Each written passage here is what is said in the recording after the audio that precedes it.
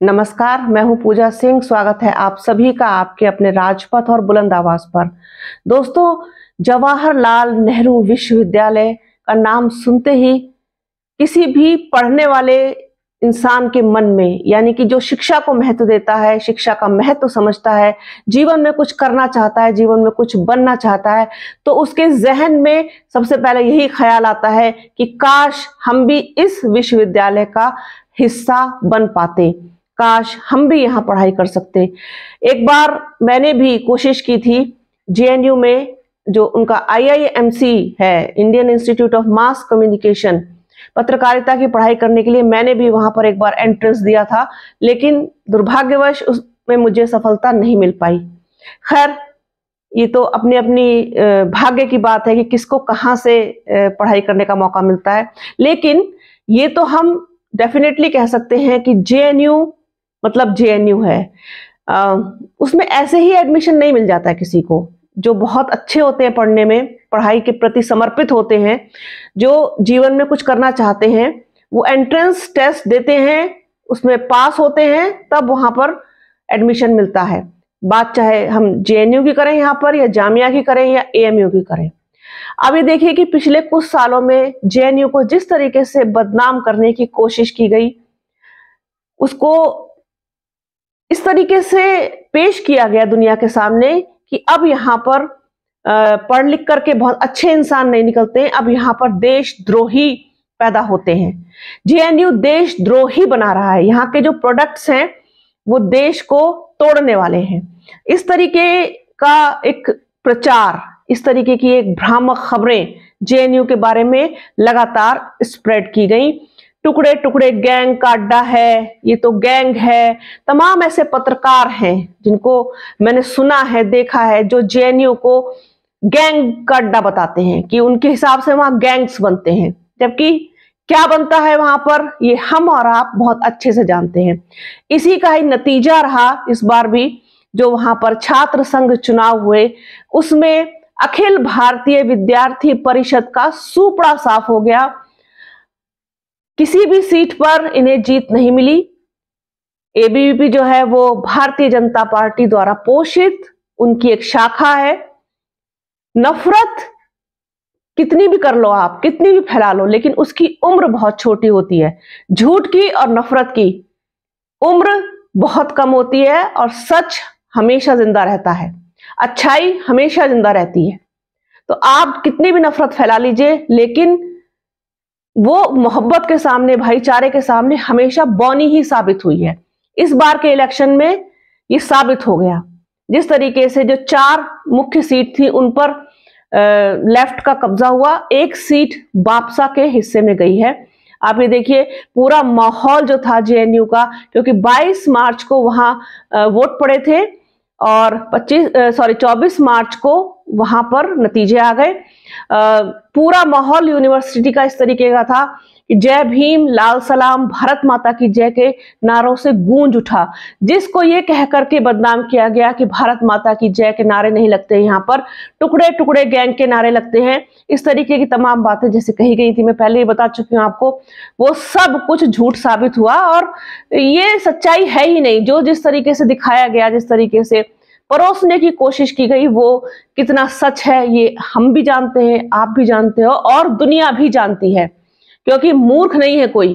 इनको लगता है कि हम इस तरीके की बातें करेंगे, और जो इनके द्वारा पोषित पत्रकार हैं, जिनके दिमाग में आरएसएस की गंदगी घुसी हुई है, उनको लगता है इस तरीके की चीजें। लेकिन दुनिया इससे बहुत विपरीत है। दुनिया अच्छे लोगों से भरी हुई है, और दुनिया बहुत खूबसूरत है। यहाँ मोहब्बत और भाईचारा ही टिकेगा और वही जिंदा रहेगा। नफरत और झूठ के लिए यहाँ कोई जगह नहीं है। ये साबित कर दिया इस बार के जेएनयू के छात्र संघ चुनावों ने।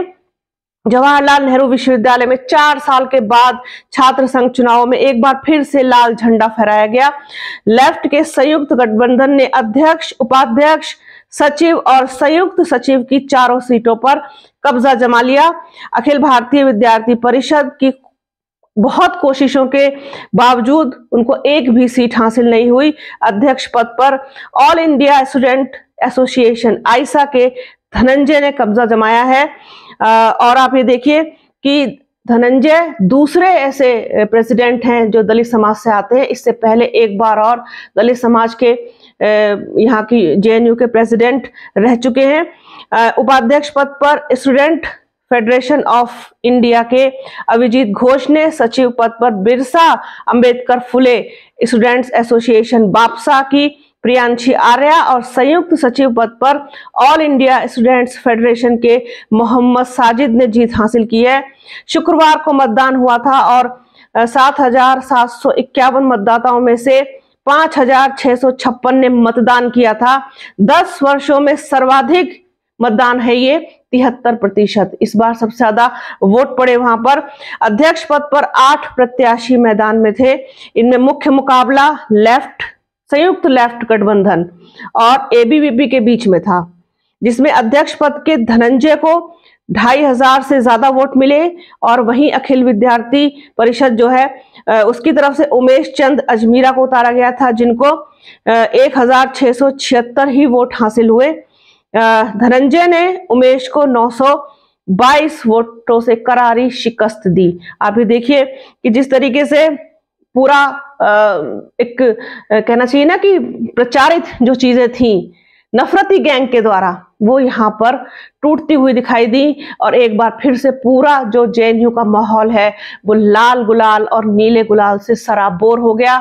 लाल सलाम, जय भीम, भारत माता की जय के नारों से गूंज उठा जेएनयू का कैंपस।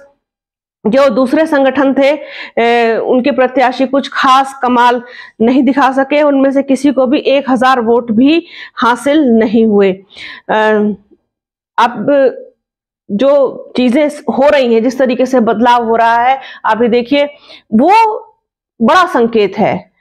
अखिल भारतीय विद्यार्थी परिषद की इस तरीके से करारी हार और उनका जेएनयू से सुपड़ा साफ हो जाना बहुत बड़ा संकेत है। और जेएनयू में बहुजनों की और जिस तरीके से एक बार फिर से मेजॉरिटी आई है, आप ये देखिए, अध्यक्ष पद के लिए भी और एक और जो संयुक्त सचिव है उसके लिए भी, दोनों में आप दोनों के ही जो उम्मीदवार थे वो दलित समाज से आते हैं। बहुजनों का एक बार कब्जा सा कह सकते हैं आप हुआ है जेएनयू पर।